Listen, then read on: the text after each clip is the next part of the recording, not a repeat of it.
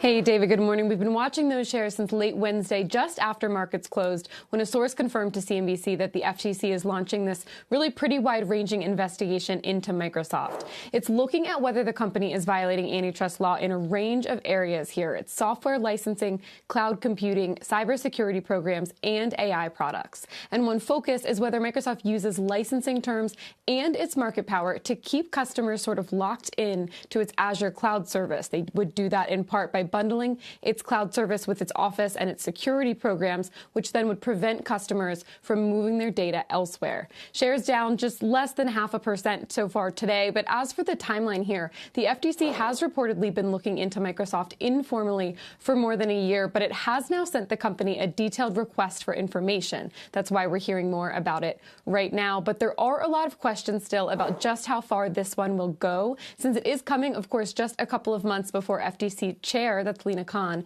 is likely out of her job when Trump enters office. Makes this sort of a swan song of sorts as she caps off a term that's been so focused on big tech. We don't know yet who Trump wants to lead the FTC, and it's not a foregone conclusion, guys, that the investigation dies with the next term. Trump and J.D. Vance have a history of being tough on big tech, so they could carry this one on. Just something to keep in mind as we wait to hear more about this case and more about Trump's pick to lead the FTC. Guys. Yeah, Megan, you've been covering sort of the appointments, particularly in the economic realm, closely. Do we have any anticipation in terms of who's going to weigh in on the decision, whether it's FTC and or DOJ, head of enforcement? Obviously, we have a choice for Attorney General.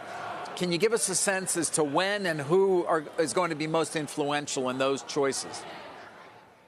Yeah, we anticipate that more and more of these economic appointments, the ones we haven't heard yet, are likely to come in the next couple of weeks. Trump has been moving quite quickly so far, and we expect that pace to want to continue. He wants to keep generating this news coverage and keep up the momentum. It's been a pretty small coterie of advisors that's been sort of keyed in on this, Susie Wiles and some of his closest staffers. But at the same time, I do think we have to take note of all of the big tech influence that we've seen so far. We know, of course, the role that Elon Musk has been playing in so many of these appointments. He was the one who posted on social media shortly around the election saying that Lina Khan was likely to be fired soon, so we don't expect her to stay on there. We also know Mark Zuckerberg was just there having dinner, and a number of the other CEOs have been sort of reaching out and having conversations as well. So when we think about FTC and antitrust and DOJ, we have to keep that in mind, that there is this role that big tech is at least trying to ingratiate themselves with the president-elect before he even enters the White House.